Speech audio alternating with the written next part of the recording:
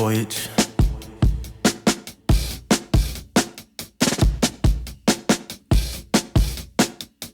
Gather round, the lights down. Throw it back, don't throw it money. Pick your president. Yo, shake that ass, work for this cash. Pick your president. Body so soft, you like it rough. Pick your president. Just do your dances. Your body syncopates with the music. And show me everything you've been dying to share. All right, we rolling? All right, bet. What's up, like Voyage? Another day. How you doing? Doing good, doing great. We're here with Light Voyage for his new vinyl coming out that we're gonna get into. How you doing, man? It's 2026. How you feeling? Feeling good, feeling change, going through the waves, the currents each year. So 2026, just taking it day by day. All right, we're gonna get into some details. I'm not letting you get away with them wave vibe abstract answers, all right? Because that's how the music sounds. So my first question for you, what are some of your goals for 2026, personally and musically? Start there. Personally, of course, everybody got their financial goals. Right. No one want to be in the same financial situation. So that's personal goals. That's what I'm aiming for. Also, in shape goals, like I'm in the gym still consistently. So just can stand on the right track. That's a goal for the year. I think we learned something.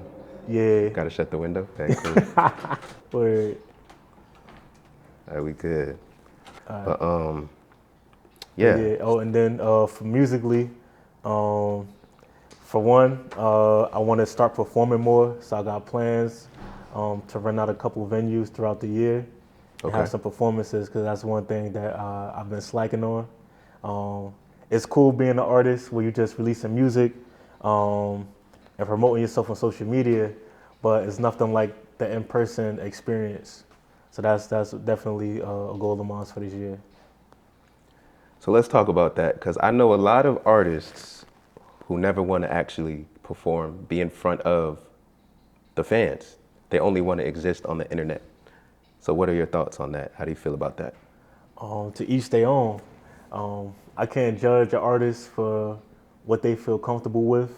All I can say is there's benefits to performing in person. But at the end of the day, if they're not comfortable with that at the moment, who knows? Maybe they could change. Maybe they had their core fan base that they start to interact with, that they feel comfortable doing that with. But to each their own. But you're ready to perform. I'm ready. I've performed already. It's been a few years, but I have performed at a music festival. I think that was 2 or 3 years ago. But just getting the logistics down of other performances, I haven't put the time into it. So. That's what's up. Okay. So it's brick, it's cold as hell Yeah. in Jersey. So how does the seasons affect your music, and what season do you feel like you make the best music in? That's a tricky question, because in the wintertime, I write a lot. So I guess that's when you can say I have a lot more time to create. But then I've also noticed in the summertime, that's usually when I do the most recording, in the summer and the spring. But in the summertime too, you get a lot more creative ideas as well. So each season is a little different. I guess in the wintertime, it could be a little more stoic, or what's the way I could put it? The creativity could be a little more on the serious end, but in the summertime, the vibe is just way more fun. So you're experiencing things. You're going out with your friends. You're going to the beach, doing those types of activities. It's going to affect your pen when you're writing. So. I know in the winter, I tend to listen to more like emotional, introspective, kind of that reflective music, right? That's what I meant, like more serious, more like, it's a little more depth to the pen in the wintertime. In the summertime, it's more fun. So besides yourself, what are you listening to right now? Dolo the Pilot Man, that's of course one of my favorite artists. Vibes, he was here with us last time. Um, he got classic tracks, so I'm always listening to him at different times of the day, or different times when I might be driving. Same thing with Chris Brown. I went to his concert. I believe that was in July at the MetLife. So that concert was amazing too. That kind of motivated me as well to start putting the effort into setting up performances again. Because his performance was off the top. So yeah, Chris Brown was out there flying around, doing the most, doing backflips. So what can the fans expect from your performances? Are you gonna get in the harness and fly through the air? Is that what we doing? What are we doing? It's gonna be an experience. You're gonna see me there. You're gonna see a microphone. You're gonna see a stage. Everything else gonna be a surprise. All right, man. You heard it. We getting set designs. Light Voyage is flying through the air. I think that's what's coming through. Mentally. So speaking of Light Voyage, when someone hears the name Light Voyage, what does that mean? What do you want them to understand about you? Light Voyage is very simple. It's just voyaging lightly on your journey through life, not letting things weigh you down, not getting too attached into the outcomes of things, not getting lost into perfection, because at the end of the day, nothing can be perfect. Perfection, how do you say? Perfection is, or the pursuit of perfection is trying to make the dream too real. At the end of the day, this is one big dream in a way that our spirit is experiencing, our spirits are experiencing together. So perfection is something you don't want to chase. You don't want to let outcomes affect your vibe too much. And also, as I said at the first point, you don't want to let things weigh you down in general. So what does that mean? Light Voyage, you're basically saying voyage through life lightly. So what's a situation where you let something weigh you down, and a situation where you handled it lightly? It is so many situations. I could say one thing that probably weighed me down the most in my life was probably the loss of my grandmother. That one, I still get emotional sometimes thinking about it. When you hear adults or older people say you don't actually get over the losses of certain people, like whether it be parents or close relatives or loved ones. Some people you never truly recover from. You just learn to handle it. I feel like that was the first loss that I felt like that. I don't think I ever get over it. It's just something I deal with. And that's a big aspect to Life Voyage as well. Of course, it's a situation like that. You're gonna be weighed down for a few weeks, months even. But you got to push forward. You also got to understand that, as I said previously, we all experiencing the dream together. Spirits move. Spirits take different forms. So I can't expect my grandmother's spirit to be attached to that form forever. She got her own experiences to go through, her own different paths, her own walks that she got to walk. So all I could do is be happy that I got to experience her and cherish the moments that we had. My mom used to say we're all on borrowed time. You know what I mean? We're all on temporary time anyway. Then we go back to the creator. So it's making the best of the experience while we're here, like you said. So how does somebody handle something light? Maybe a different situation. Different situation. Saying that one of my goals was my finances, we could talk about financial losses. I'm someone who's been dabbling in the crypto market, dabbling in the meme market. And that comes with a lot of lessons, a lot of losses, especially if you're jumping in without certain guides in the meme market. Well, the meme market in general, but jumping into crypto without certain guides, you could expect to take some hits. So dealing with that is taking it on the chin, letting your frustrations out, go hit the heavy bag or whatever you need to do for the moment. But at the end of the day, as long as you're still healthy, you still got a head on your shoulders, you can still go back out and recoup. So just taking it as a lesson, learning from those mistakes, and then applying those mistakes to other aspects of life. Like I said, with the meme market, there are things you can do to sort of better get a gauge on what you're investing in, and you could do that on other things in life as well. Take those pointers on searching out the true value of things and saying, do I want to invest my time into that? Do I want to invest my money into that? Is this too easy to make sense, so to say? Because some things are too easy to make sense and they just distract you. It's kind of like how they say shortcuts slow you down. Some people may say that because you'll go into, let's say you're in a race or you're playing a racing game. Some people want to take the shortcuts. But the shortcuts, a lot of times in these video games, the shortcuts, it'll be other obstacles in the shortcut. You might end up hitting the wall or something, trying to get through the shortcut too fast, and now you done went back 2 places. Easy come, easy go. Easy come, easy go. Don't let it weigh you down. Learn from it. That's the biggest thing. Them type of losses, learn from them. So what are some like quotes or messages, themes that you live by in a way? Anything come to mind? The first one, as I said before, not chasing perfection, understanding that perfection is trying to make the dream too real, and that in turn is a form of evil, being too attached to the physical. Besides that, making sure that I take time to be in the moment with things.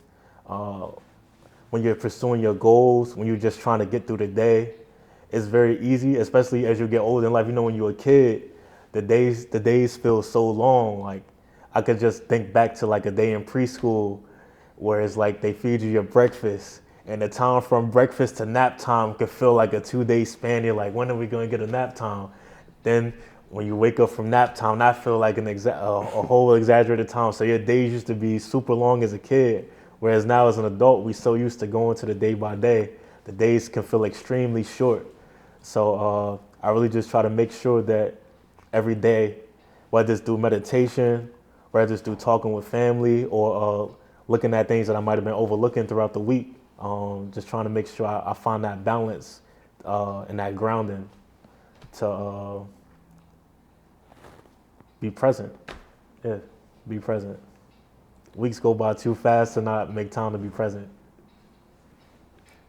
So who taught you that? Who taught you how to think on that level? Because a lot of people do get caught up, like you said, in the day-to-day, whatever you want to call it, the rat race, just working too hard. So who taught you how to think like you're thinking?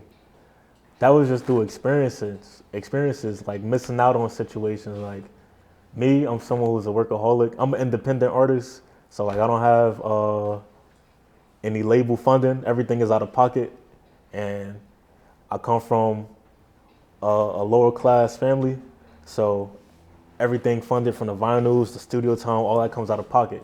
And like I said, also have my other goals that I do on the back end as well. So I kind of see myself as a workaholic, and there's pros and cons to that. When you're putting so much effort in to make money, you're missing out on time with family, time with friends.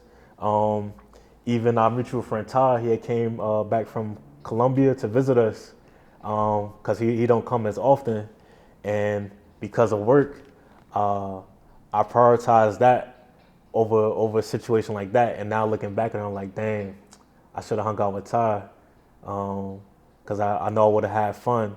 And at the end of the day, time with friends and family is more important than the extra dollar at the end of the day. So just learning, having experiences like that, seeing family get older, seeing just life kind of change as the time goes on. You start to see like, yeah, I need to be present. Yeah, I need to make time for this and that. Like time moves very fast when you're not paying attention to it.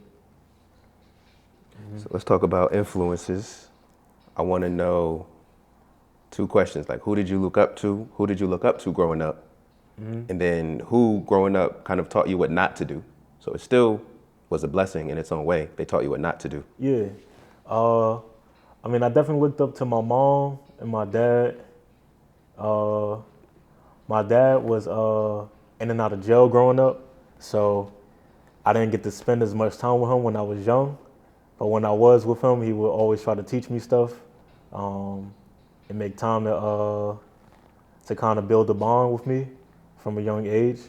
Uh, and then he also kind of taught me what not to do. Like I say, he spent a lot of time in and out of jail, so seeing that firsthand, going to visit him at the jail, going to visit him at the prisons, uh, I knew that was somewhere I did not want to end up. Um, Also seeing peers get arrested, people in the neighborhood getting killed, that also made me value doing, I don't want to say doing the right thing, but staying on the track that I felt was best fit. Um, Even though I grew up in the area where, like, I don't want to make it sound bad because people was doing what they had to do, but you know, if you from the hood, like, people not necessarily bad, people just doing what they got to do. So you might be like, for me, when I was in middle school, I had friends that was already like selling drugs or affiliated with gangs and stuff. Um, and it wasn't necessarily that they was bad people, because when you in school with them, or if they live in the neighborhood, they just like you and me, like just cool people just trying to make it through.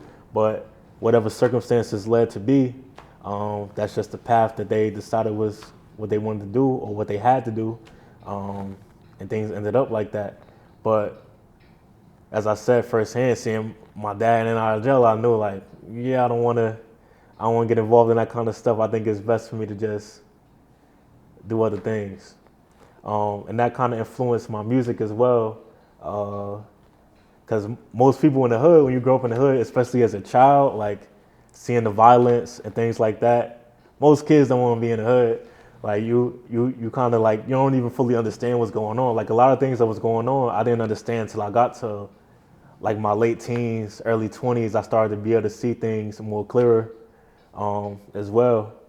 Um, Also being the only child, um, I was appreciative of that, because you see a lot of people who have siblings in the hood, and all it takes is one sibling to make that decision to get involved in something. And then you had the other siblings, leading back to other role models, my uncles, on my father's side and my mother's side, but specifically my father's side. All of those uncles ended up in and out of jail and prison as well. They all were selling drugs or doing some form of transportation. Like I had one uncle who he was basically like a mule, so to say. That's how he made his money. He would move weight through different parts of wherever they told him to move the weight to, whether it be through the airport or the train. But he would get caught sometimes. I don't know how many times he got caught, but when he did get caught, it was prison. It was like, was it worth it for that a few thousands or whatever he made? Wasn't worth it. Other uncles just getting caught on like with petty drug dealing stuff. So you just see those results. You hear those stories, and growing up, you're like, yeah, it's not worth it. My uncle on my mother's side too, he made sure to spend time with me. My uncle Jamal, he like for Christmas and things like that. Even though my mom didn't necessarily have the means to always get me what I wanted for Christmas, like him taking the time and like, let me make sure he good. I remember he got me my first Game Boy. I was mad happy because, you know, when you're growing up, some of the other kids in school had a Game Boy Advances and stuff like that, and you're like, dang, I want one really bad. But it was like, it really wasn't no means for me to get one. So my uncle, like, taking the time to do that, give me my first PSP and stuff like that, that influenced me to stay on the right track as well, because now I got distractions and things like that. And also I was able to feel satisfied, because I feel like the lack of satisfaction as a kid in those circumstances, you don't feel satisfied, you kind of chase that satisfaction, so it's easier to get off track as well. And then, yeah, without rambling, yeah, and just the uncles on my father's side again. My uncle Raven, he passed away, but he was able to turn his life around. from what he did as a teenager and as a young adult. He went to the military, and then same thing with my Uncle Harmon. Um, he was able to change his life around. He also went to the military. My dad didn't go to the military. He just did what he did to try to stay on track his own way. And then besides that, and you asked me about influences. Yeah, good influences, and then influences that taught you what not to do. Yeah, so those are the influences that told me what not to do. But hand in hand, they were also good influences because I could see their successes once they made those changes. My Uncle Raven, he was able to get a job at City Hall. He started going to church, different things like that. Just really turned his life around, became a very presentable person, respected person, and really took his life serious. Not that he never didn't take his life serious, but you could see it how he carried himself. Same thing with my other uncles. So having men who have been through your situation, similar situations, and turned their life around, and being able to talk to them, that's really important. You see also, not to get too off track from the interview, but you also see like a lot of younger guys, like middle school, whatever. They might not have as many adult males in their family to talk to, so that, like I said, that they don't really have those stories and people to kind of help steer them off of those distractions or off of those chases of satisfaction. So what would you say to them? Like, what's a way out?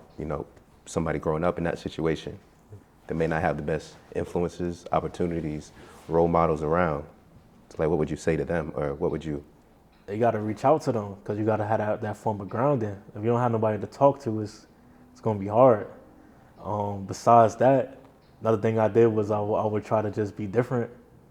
I mean, I was naturally different, but I would like go the extra mile in terms of like the music I listen to. Like, for example, I didn't start listening to rock music heavy till like 8th grade.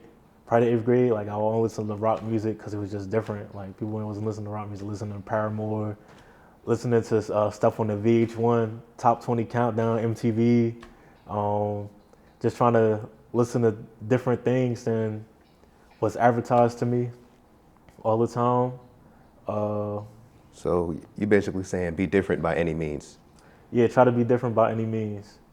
Not even try to be different by any means, because I don't want to say you're trying, but let your mind explore. That's a better way to put it. Let your mind explore. Don't be one dimensional when you're in those circumstances. So if you're in the inner city, don't be afraid to go to different towns that might be different, more towns that might be more built up.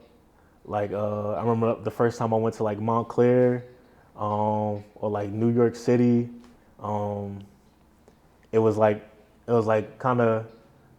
different, but specifically New York City was like, wow, like this is not what you see every day. Well, now we adults, we're used to it, but as a younger kid, like you just taking in those new experiences. That's real important. Just trying to experience different things and not get caught up in the web of what you're in right now.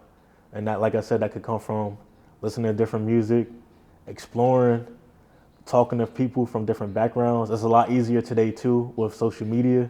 You could talk to people on Instagram, Twitter, even talk to people in the YouTube comments, and really just kind of build those relationships with people who in different circumstances, and kind of just seeing, like being able to see and make those life changes tangible. So you're not just, I'm in the hood, this all I know, this all I do. I don't see no way out. And it's like you gotta make the effort to see a way out. I like that, because we need different perspectives, right? Or else the world can feel small. Yeah. If all you have is the people around you, a couple people on where you from. Mm-hmm. But yeah, man, let's shift to the current. Okay. All right. So I like the name The Current because I kind of get to ask you how you feeling right now, currently. So what's the difference between how you feeling during the current 1 and the current 2? The current one was more so like just freedom, having fun, like really getting used to making music, and expressing myself on that with that medium. What year was the first current? Current one was in 2023. That was more so of a taste of freedom, so to say. Um, like I didn't start recording music until 2020, at least on a serious note. So having my first project, that project was more so just putting out those tracks that I felt proud of, um, and just doing the thing, so to say. That was the current of that situation. And then 2023 too, I was working in the city. I was making a lot of time for friends at that point. And then 2023 was just a very fun year, so to say. So that was that. This current is more, I don't want to say serious, but it's got more of a deeper tone to it, compared to current one, where I had songs like "Let's Just Be Cool." That's just a song about having a friend that you might have developed a sexual attraction to, but you don't want to you're hesitant about taking things there because you don't want to make things go left. We're better as friends. Let's just be cool. Also have the track Ralph Lauren Raincoat, which is similar to with Ralph Lauren, where he didn't really have the fancy things that he saw in his vision, but he wanted to kind of emulate that in his clothing designs. So Ralph Lauren Raincoat for me was a song about me as if I was a rich person. I'm riding around with a girl in a limousine. I'm hesitant about trusting her. She drinking at the chateau. I'm asking her questions, trying to like really focus on picking her mind because I got some form of trust issues, things like that. And then just kind of that message of not showing your hand too early. Nothing beats a day with a gray sky. When it rains, the time don't fly. Pretty thing. Versus now, the current is more deeper. Them hips, it starts off a little more like just a vibe. The way you move your lips, I can't keep track of your hips. But then as you get to Pick Your President, now you're talking about tones of how politics is influenced by the money.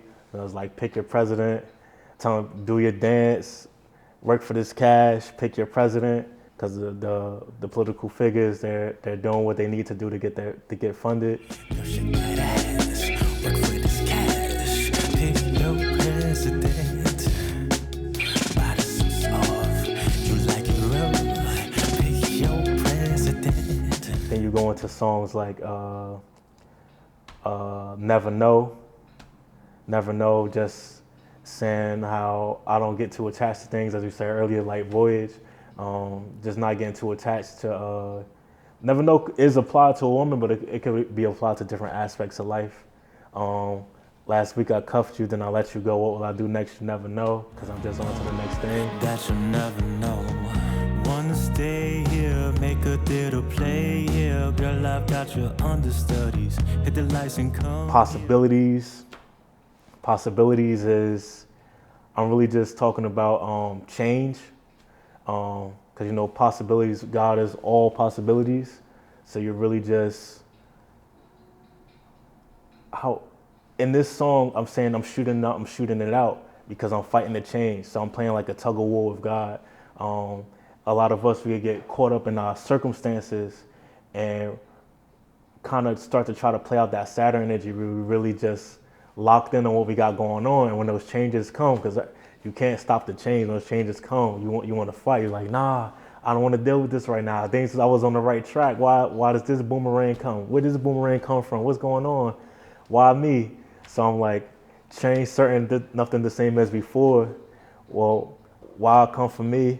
And I'm shooting it out like you can run, but you better take cover, because no matter how far you run, you cannot run change. So you take cover, but you're shooting it out. The change gonna come no matter what. So I'm just like fighting fighting, trying to keep my situation the same.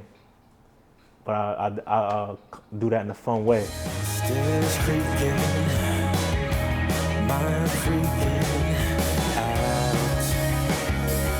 Feel good out. And then also left out one track, Demi. Demi isn't released on all platforms yet. It's only on Patreon and on the vinyl. Similar to how Watermelon was only on the vinyl and on Patreon as well. It tastes like watermelon. Won't you leave me alone? Some days I play the villain and nobody knows. Put your heart in the bag, then I lay low. So Demi is that song for the current too. And Demi, just to do a quick overview of that as well, Demi's just about a personified woman who's chasing the boy that she has a crush on. The boy isn't giving her attention, so she's trying harder and harder to kind of get her desired results. She writing spells in the book. She's like doing little things to kind of make that happen, and it's just a funny way of like how your urges can chase you too. Yeah, and that's Demi Urge. Demi's got brand new kicks. Walks the world like someone's made her pissed. Demi's got new gems on her wrist. So I want to understand your creative process, right? So are you mostly inspired by life experiences, like more confusing experiences where you're reflecting on something that happened and how you could have handled it? Or what? What's your creative process? What are you inspired by when you're writing? Mostly life experiences. One thing though, I do like to watch a lot of movies and TV. Like I said before, growing up in the hood, I'm also only child. My mom was very protective, so I wasn't, even if I wanted to get involved in certain things, like my mom wasn't letting me out the house unless I had a legit reason to go outside. Like, so a lot of my spare time growing up, watching movies, watching TV shows, that really affected my creative process. Watching wrestling, watching different cartoons. So that's something that also affects me now. Like I might just go on Netflix or HBO Max and find like a Western or whatever new show description catches my eye, or even an anime, a new anime, and I might just binge watch the whole thing for like two or 3 days, making time to finish it out, and that'll just kind of take me into that world and kind of like really experience it. That's something I like to do as a pastime, so that can affect my creative process as well. But like I said before, really life experiences. A lot of my music is based on like the wisdom I'll develop from going through these experiences and kind of putting a creative spin on it. So if somebody listens to your music, are they listening to your growth journey? Yeah, they're listening to my growth journey. They're listening to different insights I might have, not just from this life experience, but from the wisdom that I might have developed from past lives. Like, because everyone has those things that they know better. Like they can't explain why they know that it's better, but that wisdom comes from experience that you experienced before from another time, and those experiences kind of stick with you. So it's things that you naturally know not to do, naturally know this is how you should do something, and that also goes into my music. Do you feel like there's one message or a couple messages in your music? Is there a clear message when, your whole catalog, I guess? Do you feel like any messages would come to the top as a listener? I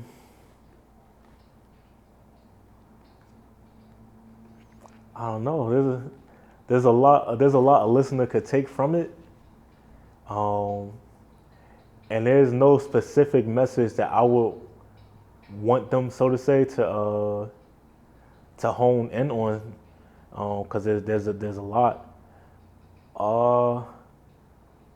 I would say maybe pick your president. The message in that, just understanding, because even beyond politicians being influenced by the biggest funders, it's also the idea of nothing is what it seems, um, especially in the commercial world, um, or just in how societies are set up. Um, a lot of things that we took for granted when we were younger, or we didn't take the time to understand. As you get older, you start to realize things that you can't overlook. Um, and not necessarily saying that certain things are bad or good, but I hope that they pick up a sense of clairvoyance. I say that's probably a lesson I would like them to use more clairvoyance when they're dealing with things through the day to day. What do you mean by that? If you had to use another word besides clairvoyance? Open mind. That's a better way I could say.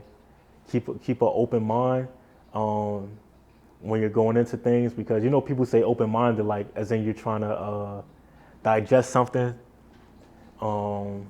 digest something that you might not be used to, but also having that open mind where maybe you've been experiencing. Let's say you go into your job and you've been going to your job every day, and you start to have a set way of thinking when you walk in.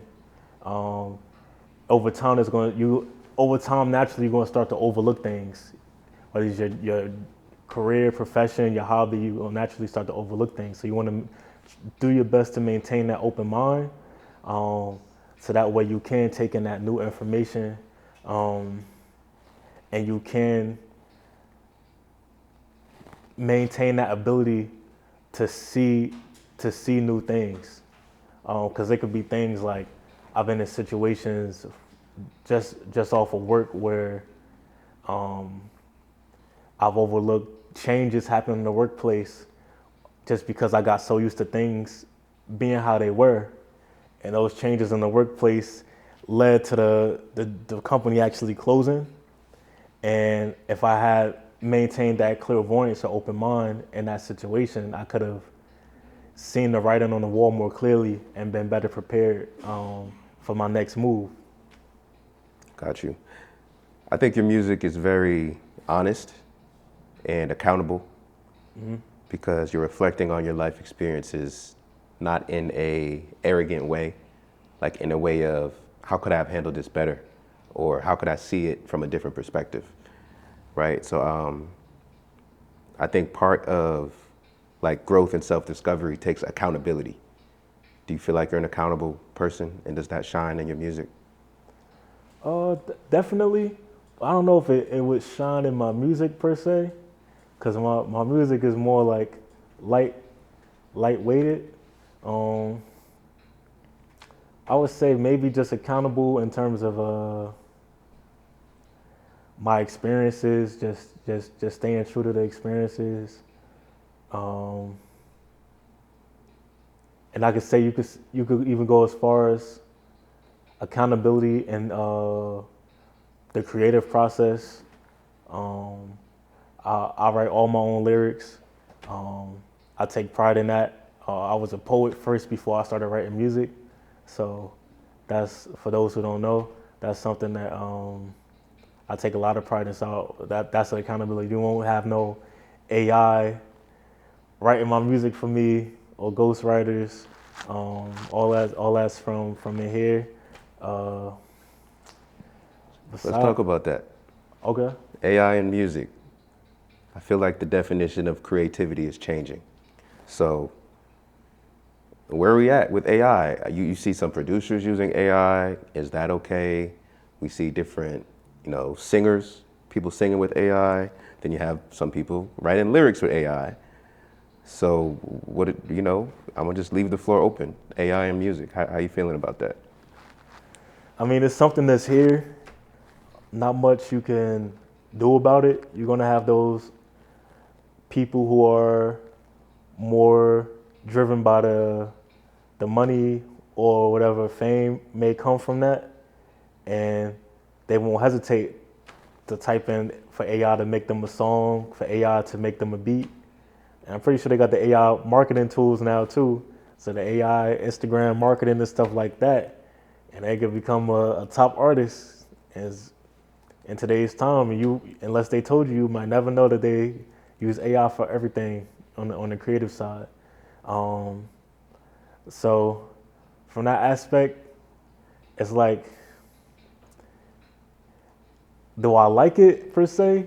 No, but you can't really hate on it either because people gonna do what they gotta do to get their money. I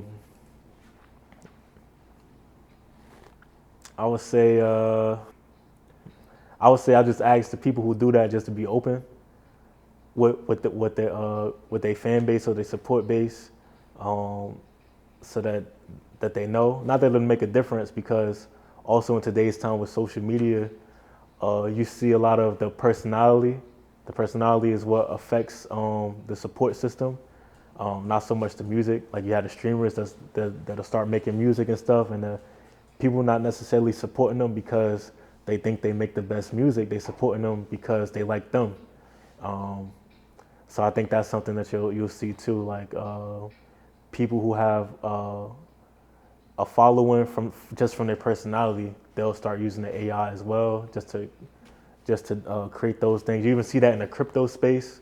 Some coins or some content creators who love the coins, they'll make an AI song about the coin, and that'll get some traction. So from that aspect, I don't necessarily hate on it, but at the same time, as long as they open with they people that is like they didn't create that. That was all AI. Just have fun with it. Then I'm cool with that. Yeah. So is AI against creativity or does it enhance creativity? I won't say it's against creativity because there's people who do a lot. So like, let's say there's producers who might have a lot of clients, and they might put certain bass lines or certain snare lines into the algorithm, into the AI. So when they're working with different artists, they can probably just put in a prompt to combine different stuff. But it's just for workflow purposes. They can use the AI to speed things up. But in terms of creativity, I say it hinders it a little bit. Speaking of beat making, Brandon, he's also recording here. He makes beats, and we actually spoke about this before, where if you're a beat maker, you might be halfway through the beat. You have your bass, your synth, whatever other sounds you got going on, and you might get to the snare. As you're making the snare or a hi-hat or whatever instrument that you're about to add in, you're listening to it, looping it, listening to it, like, I need to change that bass line again. Then before you know it, maybe another hour done passed and the song, you done changed a few instruments, whether it be the tempo, the loudness of it. Like it just takes you on a whole journey to reaching that new point where you're satisfied with what you just created. I feel like the AI will take away from that. Even from the writing aspect, if you're not writing from your heart, you're not writing from your own experiences or just the creative visions that you have in your own mind, is it really creative? If you're just typing in a prompt and having that do all the work for you, no, it's not creative. At that point, it's just a hustle. I just see it as a hustle. So yeah, I don't think it helps the creative process too much. Got it. I like, the conversation of AI, creativity. So, but do you feel like true creativity has a feeling? Yes, exactly. Like those moments where stuff is coming to you in real time, like real ideas. Mm-hmm. Yeah, because there would be times where I might be. I remember when I was working in New York, there'd be times I might just be walking down the street with my headphones on, listening to beats, or even not listening to beats, and a certain lyric might just come to my mind, um, and I'm like, okay, or a certain melody might come to my mind. I'm like, okay, and then from the whole process of being on the train, I'm playing with it. I'm adding things to it. And by the time I get home, uh, I might be ready to record something, or I might have a whole rough draft ready by the time I go to bed, just off of that. Versus you just sitting on your computer and you type, make a love song, make a intriguing love song about whatever, and the AI is doing all the work. It's like, where's the fun in that? Where's the experience in that? It's not the same. I have a devil's advocate question. Yeah. When we think about the 40s, the 50s, before drum machines and synths, and you can see where I'm going. They had to play real instruments in the studio. They couldn't go on, get a sample off of Google, piano, piano loops, what have you. So I'm sure when that was introduced, they may have felt a certain way, like, oh, that's not real creativity compared to the real instrument you have to play in the studio. Like you got a band, you got somebody on the drums, somebody on the guitar, you know what I'm saying? Yeah. So does the definition of creativity shift over time? Because what are our grandkids gonna think? What is it gonna look like then? To that, I would say the experience shifts and the sound shifts. Like everyone knows live music sounds better than recorded music. That's why they call it a record. It's a recorded format of a live performance, a record. So, of course, if things are being performed live with live people, it's going to sound way better than something electronic. But to that point too, like how today's time before AI, started becoming as prevalent, the samples were the biggest things. Getting the sample packs from the different websites, the splices and things like that for workflow. So you could make the argument that they were less creative as well. So I guess put a better standard on it. You could chalk it up like the hustle workflow and a creative workflow, like the true creative, the true from the heart, from the mind workflow, because when you're more focused on, I want to get this money from the YouTube beats or wherever, I think you're going to be more drawn to splice because it's going to save you time and everything's already mixed, and kind of, for the most part, you still got to mix a little bit, but a lot of the stuff is done when you're taking the samples and just looping them. A lot of that stuff is done. So you're kind of more on the hustle end with that. And then when you take it a step further, when you're letting AI do everything, you're locked in on hustle, and the creativity is like suffering extremely. And then you have the people who make their beats from scratch, where they enjoy that and they're putting the time and effort into that, and really putting their heart into creating that beat from start to finish. Now they're on the creative side. And then you have the people who go as far as to have the live instruments and record them. Then you're like extremely creative. And then with the write your own lyrics and from experiences and things like that, extremely creative, type of AI prompting hustle. I think that's the best way to put it. So you gotta look at what lane is the artist you're listening to coming from. Are they a hustle artist or are they a creative artist? I think that's the simplest way to look at it. Yeah, I'm gonna let that close it, because the AI topic, because I have friends who will go online and look for a sax loop. I have friends who will call a sax player into the studio still. Yeah. So there's just different lanes out here. Yeah. So last question on the creativity. Tell us a bit about your creative process. Are you walking down the street, writing something, then you call somebody for studio time? or are you coming to the studio right in there as you hear beats? Like, what's your creative process? I start off with prompts. So like, Wait a second. Not AI prompts. hell nah, hell nah.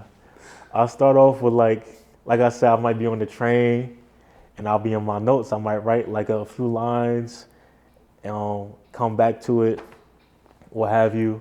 I might be at work. A creative melody might strike me, or I might envision a situation and start writing that. Sometimes I just do write because, like I said, I started with poetry. Sometimes I might just be writing scenarios, just writing for fun, and I'll turn that into a song. But the whole writing process, that usually takes a minute. Um, it's not often that I'll have a fully written song, like the final draft. Like I know this is everything I want to say and how I want to say it in one day. That's pretty rare. So my creative process usually could take a few days to even right before. Like let's say if I have a few songs written in a notepad and I had them written for like a few months, sometimes even longer than a year. With the song Heartbreak Kids, we spoke about it in the last interview. We had that song for almost a year, if not longer, before we got to the studio. And right before we got to the studio, we still changing it up. Be in the studio, we like, nah, we gotta change this, we gotta change that. And then by the time it was recorded, the recorded song was completely different from the first song that we started with. Like different beat, everything different. So like same thing, even a song like Possibilities. Possibilities is a good song, a good example of a song because I had that song. I actually recorded that song on a voice note, just humming to a beat, so to say. And then I added lyrics to it, and then I recorded the lyrics to a voice note, and I kind of just had that on my phone. I was letting friends listen to it and be like, "What y'all think of this? Does it sound hard?" Like not that I wasn't gonna release it if they didn't like it, but just kind of getting like feedback because it was more like a rock song, like fast-paced rock songs. So it was like I like to see people's reactions when they listen to my music, and I probably had that song on my phone for probably longer than a year as well before I actually took it to the studio and recorded it. So yeah, the creative process, it can be long, it can be short, it could be influenced by different things. Like I said, I could be in different spaces. I could be talking with someone, maybe something they said might inspire a line. Because all you need is one line to start a song, one line, and you just build on it from that with a vision in your mind. And yeah, and just I say the most important thing is to have fun with it. Don't get too stuck on the outcome of the song because that's is easy to get into a writer's block when you start to put those boundaries up. Like I want this song to sound like that. I want this song to sound like this. Because as many creative artists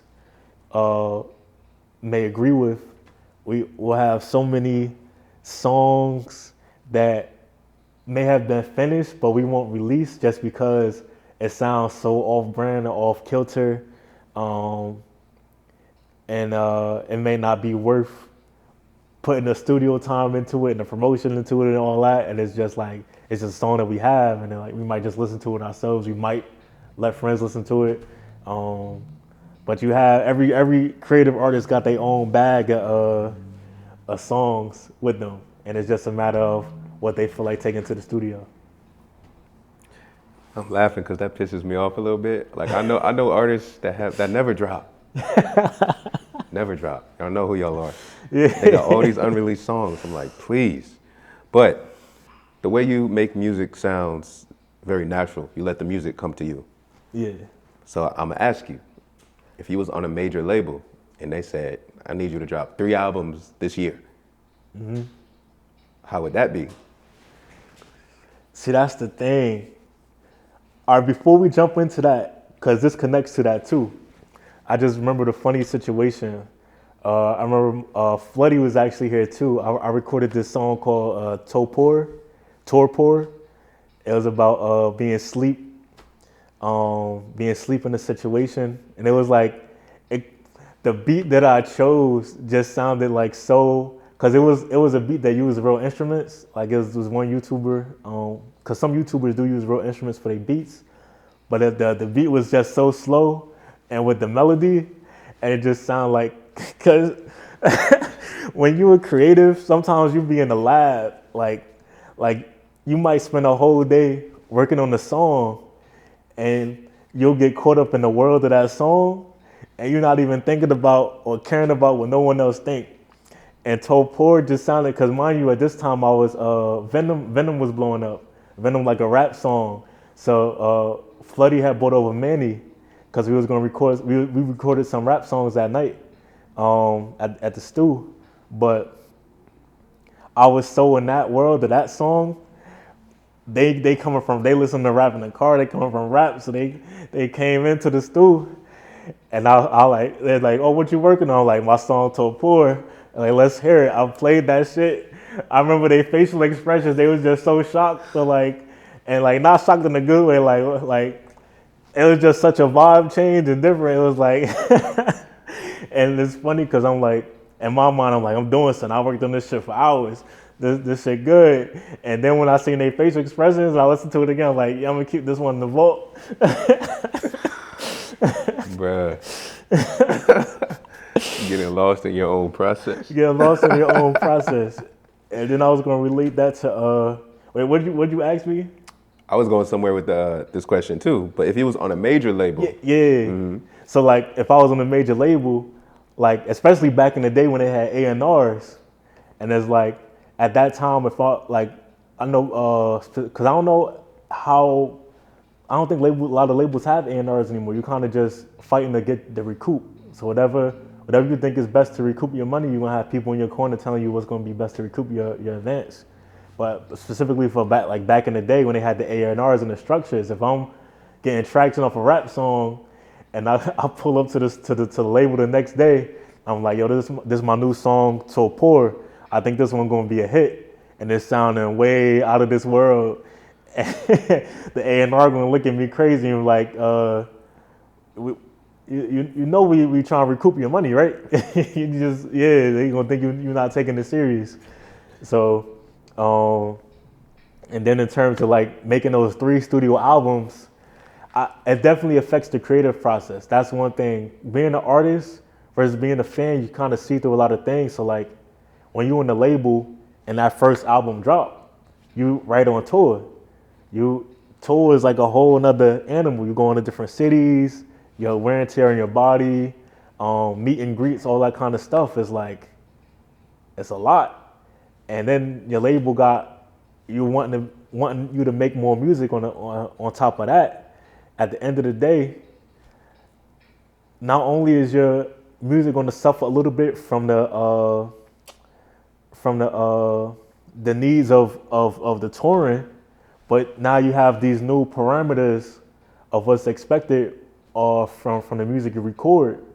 Because also when you're putting together an album or a project or a body of work, you're gonna have some music that don't make it, but it's gonna be music. So let's say if I'm making a project that's 6 tracks, during that creative process, I might create like 11 to 12 tracks, and some of them might just be off kilter from the whole sound, but it's just what came out, and you just gotta choose the best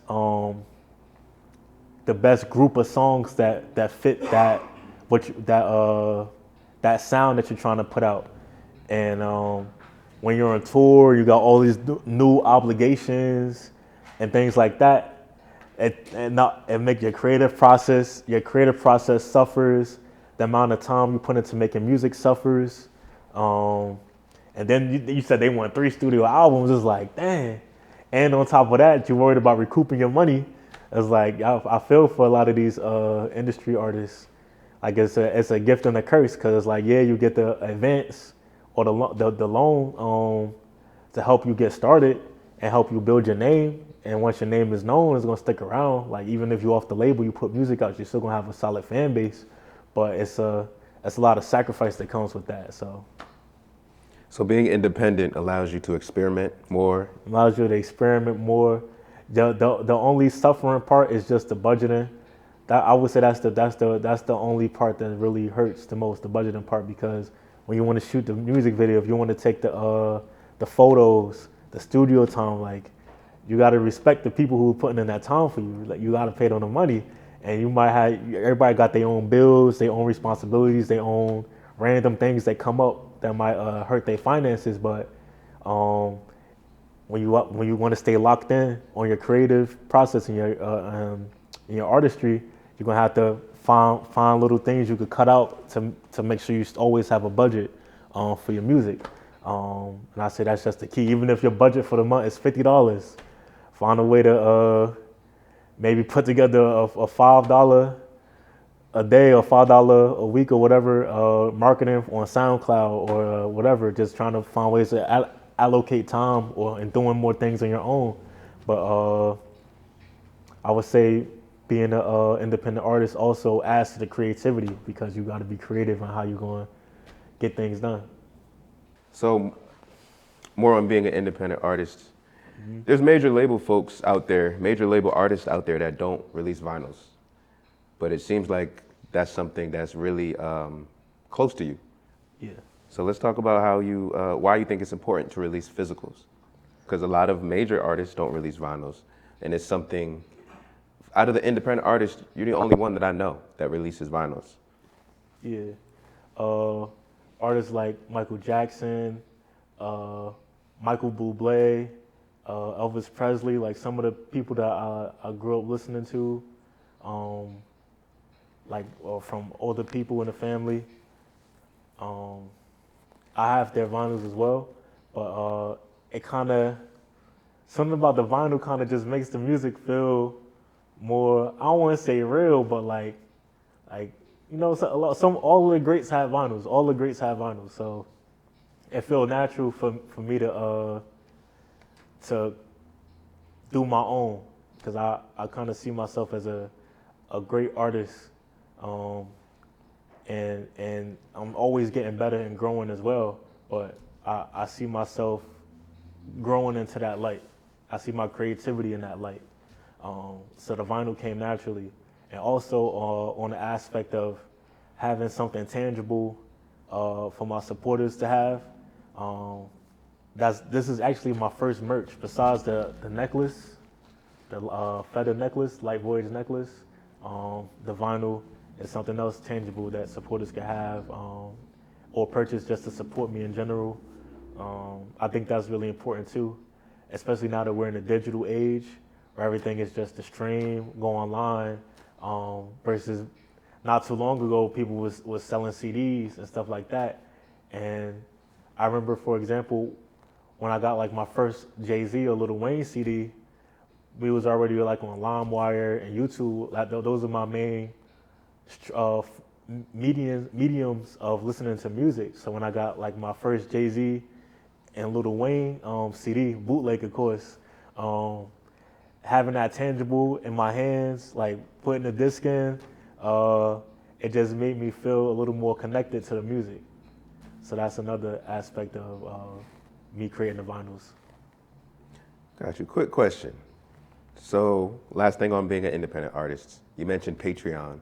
Mm-hmm. Any other creative ways or just things that you do that most artists may not do? Like, how do you use Patreon specifically? Let's talk about that. Yeah, Patreon. So Patreon is for stuff that I don't want to put on YouTube or SoundCloud or on the major streaming platforms. It's more for like personal music. Like I'll put rough drafts on there. I'll put exclusives on there like Demi, Watermelon. I got another song called Snow Globe, which is really fun to make. So just music that I don't necessarily want to put out, so to say, but it's still fun to me. I even have a song on there called I cannot think of the name of the song, but it's a little bit off kilter. It's about American society and the things that's taken for granted, or not even the things that's extremely not normal but made normal in American society. So I talk about the themes of like high school shootings, because even though they kind of slowed down, like the fact that that was becoming normalized was like very weird to me. Weird to Americans in general. As weird to like I don't think there was no other countries that deal with that on that scale. And then the hypersexualized interactions on a day-to-day basis. From whether it be from the TV, the social media. 'Cause, you know, as soon as you open the Instagram app, you see a chick in the bra panties and the lingerie, and it's like, dang, I came to Instagram to look at memes. I wasn't thinking about this kind of stuff right now. So so like the hypersexualized culture of American society. This song addressed that. So I was like, how does the song go? Oh, it's like, you get so wet, I put the rubber on. I said, shoot it up just like a high school. And it's like, even though it's in a light manner, it's like not light. And then I say, I like your body, I don't like you. But I say it in such a casual way as if that's normal. That's a normal way to go through life. So, is that normal? No. But is it something that's been made normal to people who grew up in a society? Yeah. To only be dealing with someone, to only be fucking with someone because you like their body, not because you like them as a person. So that song, like songs like that, songs is like that are formulated around very touchy subjects, and I just find a way to still keep it lighthearted. Those type of songs will be on the Patreon. I wouldn't necessarily put those out on all streaming platforms. Got you. All right, last couple questions. We got to talk about some of your collaborations. So how about the video you shot with Brandon Claiborne? Oh, yeah. That video was fun. We shot that actually on, I forget exactly what beach it was, but it was in New Jersey. It was really cool. We got lucky because there wasn't a lot of people on the beach. That was one thing we was worried about when we was finding the location, because it's very easy for locations like that, dogs running through the camera, kids running around, all types of whatever's going on. So we got lucky that day. The beach was pretty empty. And What we song? That song was for the song Them Hips. That was a music video for Them Hips. We shot that on the beach. And it was a very smooth process, and we just had fun with it. It only took us maybe like 30 minutes to shoot that. But it was fun, and it got the message that we wanted to get done. Them Hips, I just started like I came out the water, because from the previous music video that we did, I believe that was the music video for, I want to say Let's Be Cool music video. It was a previous music video that we did that correlates to the whole project of The Current. And in that music video, I drank a glass of water and I went into a new space. And I'm looking for this creature who's been coming to me. I've been visualizing it coming to me in visions, and I'm trying to find it.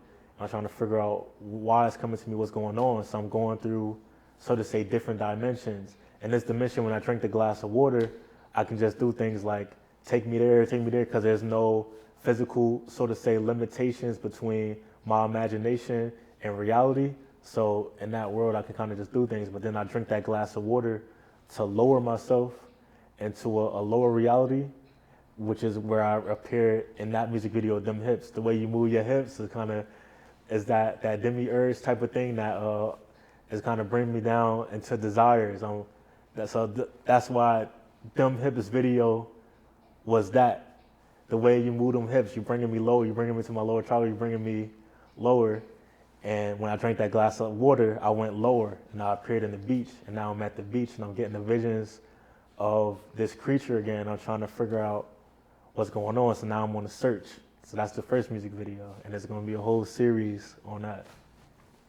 Are you and Brandon shooting more videos? Yeah, we working on videos now. So there's no set date on when we're gonna release the next video, but just know it's in the process. It's definitely coming out. What about your collab with Vince McCartney? Yeah, so Vince McCartney is my engineer. I would say he's worked on 90% of my songs. Yeah, probably like 90% of my songs that got released, Vince McCartney engineered them. I love working with Vince because he alters the beats. Like he loves instruments. So Vince McCartney grew up playing instruments. So he loves instruments. He loves tuning up instruments. So like, you might find a beat, or you might get a beat from a beat maker, and it sound one way, and you'll tell Vince like for example, you might have like a punch heavy hip hop beat, and you might tell Vince like, I want this to sound soft. I want the instruments to sound like this. Vince gonna get it done. It'll make the beat sound completely different with the same instruments, the same tempo. Like Vince be in the lab, and it's real fun working with him. And it's very easy to bring the visions to life when you're in his studio. So just shout out to Vince. Big shout out. Mm-hmm. Last question. If you could paint a picture, what's the perfect setting to listen to Current to? Perfect setting to listen to the Current to?